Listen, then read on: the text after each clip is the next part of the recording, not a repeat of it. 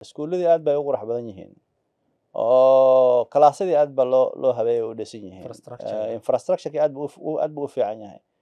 macallimiintii way joogaan waliba iskuuladu waaweyn hal macallin oo la iyo ma jirta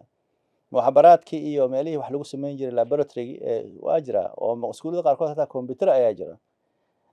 laakiin quality waxbarashada aad bay u hooseysaa maanta aad bay u hooseysaa waxa keenin hadda waxa waaye dadkii ummadii ay isbedeshay ummadii intii la rabay inay hore u socoto maxay ilaahay waqtigani waxaad arki jirtay anug hatta qalin aan iibsan karin hatta buug wax ku qorta aan haysanin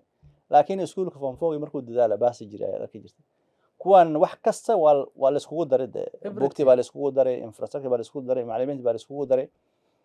hatta iskuulku wax kama cunaan habeenkina baasta ay xafad soo doontaan iyo biiqabo ayadoo isaasta haddana meeshii dadaal ma jira dhaqan xun ayaa dhulka naga soo galay dhaqan la yiraahdo qash ummadda Soomaaliyeed maanta halaag bay ku sugan tahay xag waxbarasho maxaa yeelay arday oo form 4 soo dhameysay oo shahaadada A iyo B heshay oo markay jaamacad aadaan magacooda aan qori karin ay jirto intaas oo jaamacad ayayna soo fiigeen ba jirto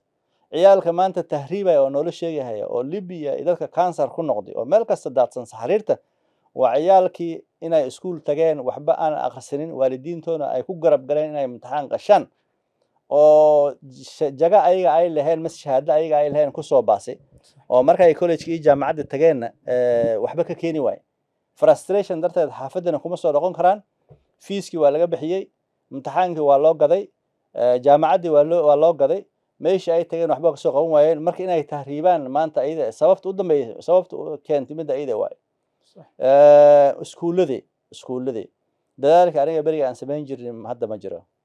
macallimiinta dad daali ay og yihiin macallinkaas accounting inuu ka shaqeysto ayuu rabaa macallinkaas inuu qadaraasad noqdo ayuu rabtaa inuu ganacsi sameeyo ayuu rabaa business gala ayuu rabaa